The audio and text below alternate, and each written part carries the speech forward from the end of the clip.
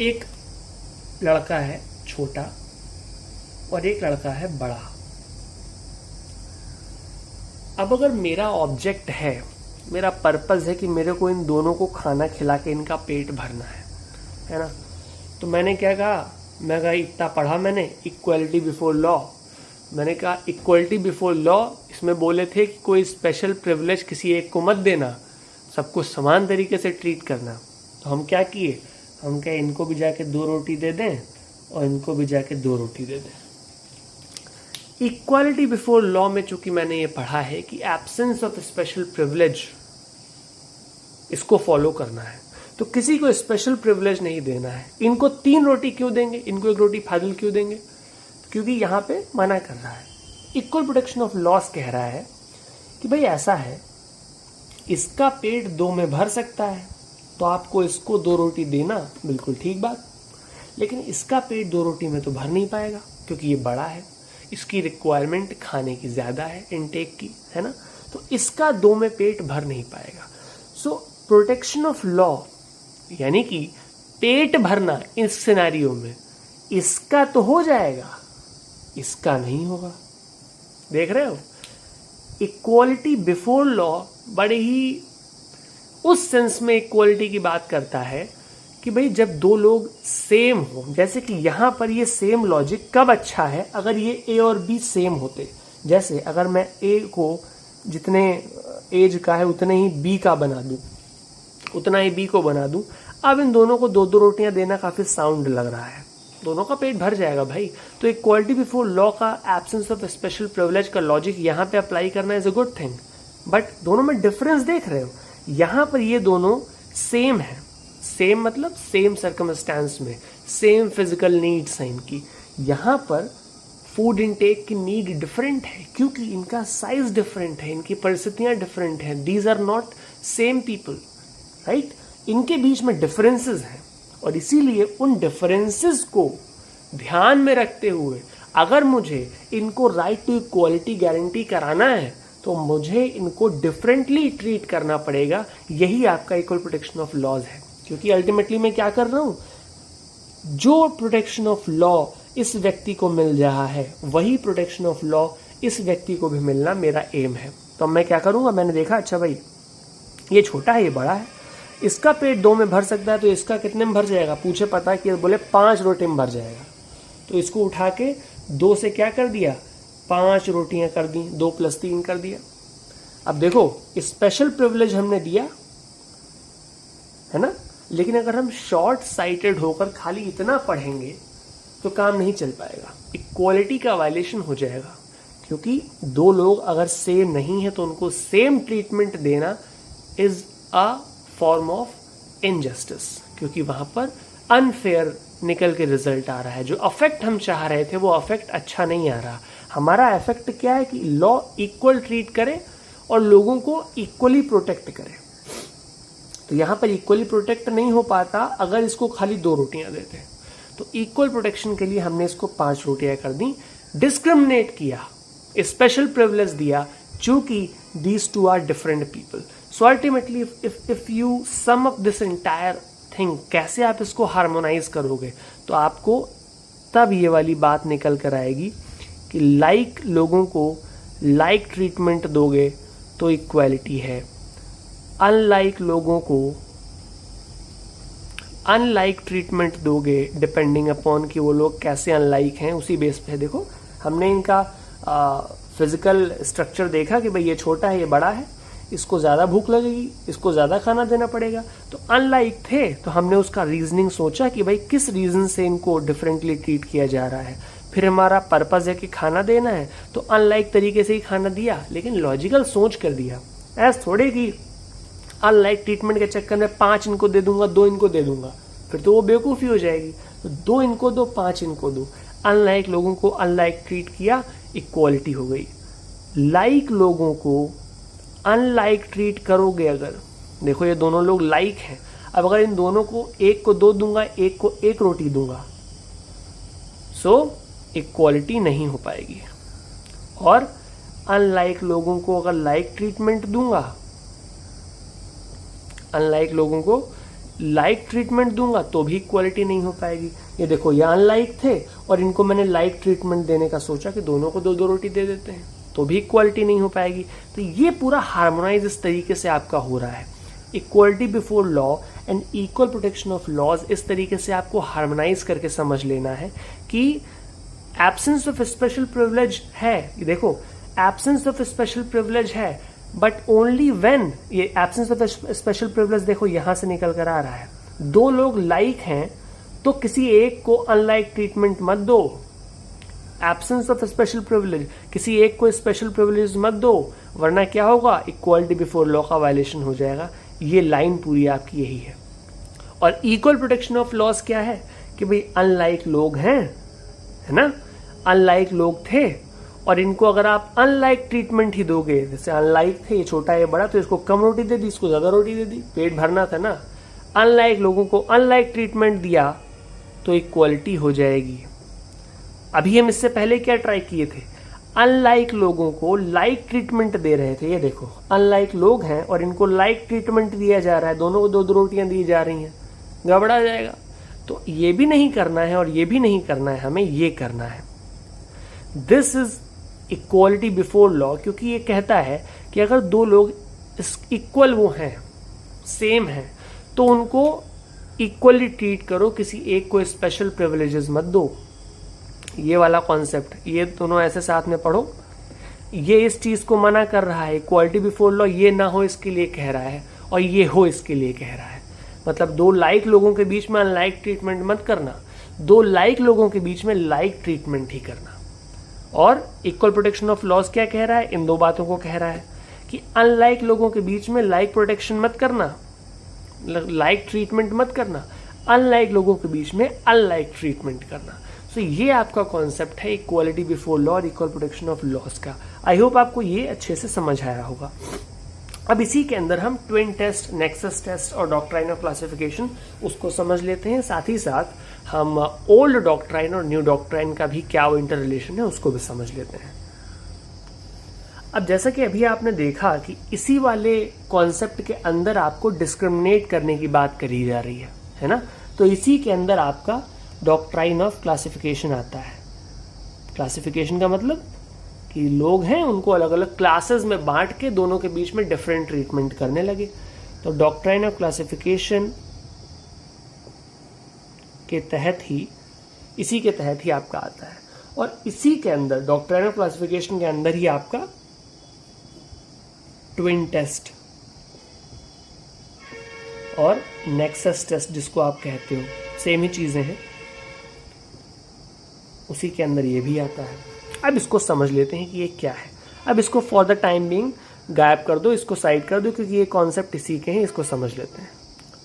सो आपका supreme court ने 1952 में state of West Bengal versus Anwar Ali Sarkar के केस में, ठीक है, ट्विन टेस्ट को इवॉल्व किया था। 1952 का 7 जजेस का जजमेंट है, ठीक है, ये आपको समझ लेना है।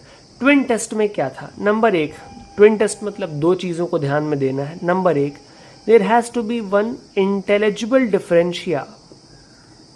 इंटेलिजिबल डिफरेंशिया का मतलब कि भाई आप अगर एक क्लासिफिकेशन कर रहे हो, आपने अभी हमने क्या देखा था, एक छोटा बच्चा, एक बड़ा बच्चा, हमने इसको अलग अलग ट्रीट किया है बिकॉज हमने इनको अलग अलग क्लासेस में समझा, हमने इनको अलग अलग क्लासेस में बांट दिया, तभी तो इनको अलग अलग ट्रीट किया, अदरवाइज अलग ट्रीट करने का मतलब ही नहीं बनता था। सो इंटेलिजिबल डिफरेंशिया होना चाहिए कि आप किस ग्राउंड पे इन दोनों को अलग अलग क्लासेस में बांट रहे हो।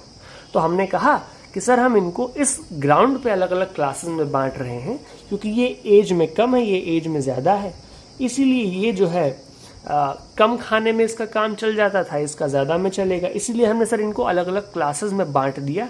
दिस इज अवर इंटेलिजिबल, यानी कि दिस इज अवर रैशनल, यानी कि ये हमारा एक लॉजिकल रीजन था, साउंड रीजनिंग था। तो वो साउंड रीजन होना चाहिए। जो डिफरेंशिएशन हम कर रहे हैं, दो लोगों को अलग अलग क्लासेस में बांट रहे हैं, this has to be based upon some intelligible reason, है ना। पहला टेस्ट आपका ये है। जब आपने ये मेक श्योर कर लिया कि अच्छा भाई आपने दो लोगों को अलग अलग उसमें बांटा था और ये आपने एक साउंड रीजनिंग पर किया है, okay, now the second thing that you have to prove before the court is कि भाई दिस डिफरेंशिया, भाई खाली इतना तो काफी नहीं है ना कि डिफरेंटली आपने अलग अलग क्लास में बांट दिया, आपने उस डिफरेंशिया को और जो पर्पस था आपका, the object of the act, यानी कि अगर एक लॉ स्टेट बना रहा है तो उस लॉ का ऑब्जेक्ट और उस लॉ में अगर उसने अलग अलग लोगों को अलग अलग क्लासेस में ट्रीट किया है तो जिस ग्राउंड पे उसको अलग अलग किया है, यानी कि वो differentia, these two must have a rational nexus, एक रिलेशनशिप होना चाहिए जो कि साउंड रीजनिंग पर बेस होना चाहिए। तो यहां पर हम क्या कहेंगे, सब हमारा जो ऑब्जेक्ट था वो ये था कि ए का भी पेट भर जाए और बी का भी पेट भर जाए, और इसी बेस पर हमने इस इंटेलिजिबल डिफरेंशिया को अप्लाई किया और दो अलग अलग क्लासेस में बांट दिया। तो साउंड रीजनिंग समझ आ रही है ना, कि भाई हमारा ऑब्जेक्ट था कि इनका पेट भरे, इसीलिए हमने इनको एज के बेस पे बांटा, और चूंकि एज के हिसाब से लोगों का फूड इनटेक कम और ज्यादा होता है, this is a logical thing. और उस डिफरेंशिया में और इस ऑब्जेक्ट में जो मेरा है कि मैं इनका पेट भरना चाहता हूं, इसमें एक रैशनल नेक्सस है जिसको आप एस्टैब्लिश कर दोगे। तो आपने क्या किया, आपने ट्विन टेस्ट या फिर नेक्सस टेस्ट उसको प्रूव कर दिया, और अनवर अली सरकार की जो गाइडलाइंस हैं वो फॉलो हो गई। सो अनवर अली सरकार में आपका यही ट्विन टेस्ट था, इसी को ओल्ड डॉक्ट्राइन भी कहते थे इक्वालिटी का, डॉक्ट्राइन ऑफ क्लासिफिकेशन। ये आपका लंबे समय तक चला, लेकिन कुछ समय के बाद इसको काफ़ी घिसा पिटा कहा जाने लगा। हालांकि इसको अभी भी ख़त्म नहीं किया गया है, लेकिन एक नया डॉक्ट्राइन आपको लाकर सुप्रीम कोर्ट ने 1974 में दे दिया, ईपी रॉयप्पा के केस में वर्सेस स्टेट ऑफ तमिलनाडु 1974। ठीक है, उसको एक बार आप समझ लेते हैं। सो ईपी रॉयप्पा के केस में आपको 1974 में सुप्रीम कोर्ट ने एक नया डॉक्ट्राइन इवॉल्व किया। ठीक है, इस वाले को खत्म तो कर नहीं सकता था, ऑब्वियस सी बात है, वो 7 जजेस का है तो खत्म नहीं कर सकता था, बट एक नया डॉक्ट्राइन निकाला कि अब हमको आर्टिकल 14 को अगर देखना है कि कोई लॉ उसको वायलेट कर रहा है कि नहीं कर रहा है, तो हम कैसे करेंगे। तो उन्होंने फाइनली जो इसमें पूरा लंबा चौड़ा पूरा देखने के बाद तमिलनाडु, ठीक है, लंबा चौड़ा पूरा असेसमेंट करने के बाद जो कोर्ट ने कहा था जस्टिस भगवती के थ्रू कि भाई article 14 is a guarantee against arbitrariness, और उसी के अंदर आपका ये सब रूल आ जाता है। गारंटी अगेंस्ट आर्बिट्ररीनेस एक तरीके से एक बड़ी पिक्चर कोर्ट ने कह दी कि भाई बड़ी पिक्चर ये है कि आर्टिकल 14 जो अल्टीमेट जो पर्पस जो उसका सोल है वो ये है कि भाई आर्बिट्ररीनेस नहीं होने देंगे आपके खिलाफ, हम स्टेट आपके खिलाफ कोई आर्बिट्ररी एक्शन कभी ले नहीं पाएगा, ये गारंटी आपको आर्टिकल 14 दे रहा है। सो गारंटी अगेंस्ट आर्बिट्ररीनेस ये आपका आर्टिकल 14 को कह दिया। ठीक है, और ये इसी के समझो जो ट्विन टेस्ट है, जो नेक्सस टेस्ट है, डॉक्ट्राइन ऑफ क्लासिफिकेशन है, ये समझो इसी के अंदर ऑटोमेटिकली फॉल कर जाएगा, क्योंकि जो कुछ आर्बिट्ररी है ऑब्वियस सी बात है वो इक्वालिटी का वायलेशन है। जैसे कि अगर कोई लॉ आपने ट्विन टेस्ट पे चेक किया और वो अगर उस ट्विन टेस्ट को फेल कर गया, that means that law is arbitrary, law ने, कोर्ट ने इसको इस तरीके से कहा। सो बेसिकली ये कुछ अलग नहीं है, ये इसी के अंदर ऑटोमेटिकली आ जाएगा। कुछ इस तरीके का है कि सपोज करो आप हो, आपके पापा हैं या आपके दादाजी हैं, अब मैं आपसे कहूं कि आप किस फैमिली से बिलोंग करते हो, है ना, आप किस परिवार के हो, तो आप ये भी कह सकते हो कि मैं अपने पापा के परिवार का हूं, ये भी कह सकते हो कि मैं अपने बाबा के परिवार का हूं, दोनों चलता है। अभी तक क्या था, आप इसको कह रहे थे, तो कोर्ट ने 1974 में कहा कि भाई इसके ऊपर ये जो है ना, इसके अंदर ये ऑटोमेटिकली आ जाएगा। गारंटी अगेंस्ट आर्बिट्ररीनेस के अंदर ये सब रूल की तरीके से वैसे भी रहेगा, खत्म नहीं हो जा रहा है ना, लेकिन हम एक और वाइड टेस्ट समझो बना दे रहे हैं कि अब अगर कोई चीज आर्बिट्ररी है ना, तो वो ऑटोमेटिकली आर्टिकल 14 का वायलेशन हो जाएगा। अभी तक क्या था, हम खाली इतना देख रहे थे, कोर्ट ने स्कोप बढ़ा दिया, कहा भाई आर्बिट्ररी अगर कोई चीज है तो ऑटोमेटिकली वो आर्टिकल 14 का वायलेशन हो जाएगा। आर्बिट्ररी को इस तरीके से कह दिया कि भाई आर्बिट्ररीनेस और जो इक्वालिटी का प्रिंसिपल है ये आपस में सॉर्न एनिमीज हैं। क्यों? क्योंकि आर्बिट्ररीनेस एक तरीके से मोनार्क का वो है, एक जो निरंकुश राजा होता है जिसके मन में जो आएगा वो करेगा, ऑन अ विम उसको डिसीजन जो लेना होगा फटाक से ले लेगा, कोई रूल ऑफ लॉ फॉलो नहीं कर रहा है वो। और जो इक्वालिटी है वो रूल ऑफ लॉ के तहत चल रही है। एक रिपब्लिक, एक डेमोक्रेटिक स्टेट का उसमें रिफ्लेक्शन दिख रहा है, और जो आर्बिट्ररीनेस है उसमें एक निरंकुश राजा का वो रिफ्लेक्शन दिख रहा है। सो वो आपस में स्वॉर्न एनिमीज हैं, है ना। तो उस चीज़ को कोर्ट ने इस केस में कहा। अल्टीमेटली आपको इस तरीके से समझ लेना है, गारंटी अगेंस्ट आर्बिट्ररीनेस के सब रूल के तहत ये अभी भी है, ख़त्म नहीं हो गया, है ना। तो ऐसा मत समझना कि वो ओल्ड डॉक्ट्राइन ख़त्म हो गई और एक न्यू डॉक्ट्राइन आ गई, ऐसा कुछ नहीं है। न्यू डॉक्ट्राइन जो आ गई वो एक और बड़ी पिक्चर दिखाने लगी।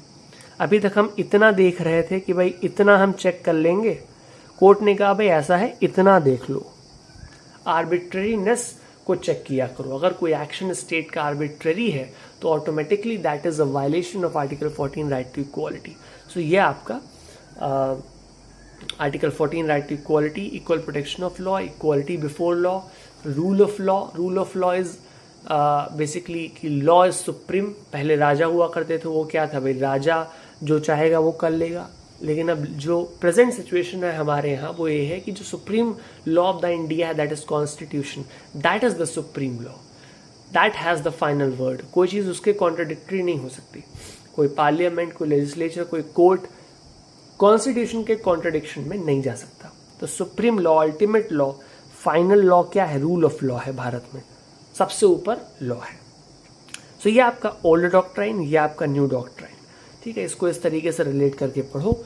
आई होप आपको equality before law, equal protection of law, rule of law, doctrine of classification, guarantee against arbitrariness, और इस बात को भी आपने समझ लिया कि भाई आर्टिकल 14 जो है वो केवल और केवल पर्सन्स, मतलब खाली खाली सिटीजन्स के ऊपर अप्लाई नहीं होता, बल्कि नॉन सिटीजन्स यानी कि पर्सन्स के ऊपर अप्लाई होता है, जिसके अंदर कंपनी, कॉरपोरेशन, फॉरेनर्स, जो आपके विदेशी लोग हैं वो सब उसके अंदर इंक्लूड होते हैं। तो आर्टिकल 14 सबको मिला हुआ है। सो आई होप ये सभी को समझ आ गया होगा। इसमें अब किसी को कोई डाउट हो तो वो मुझसे पूछ सकता है। Thank you so much.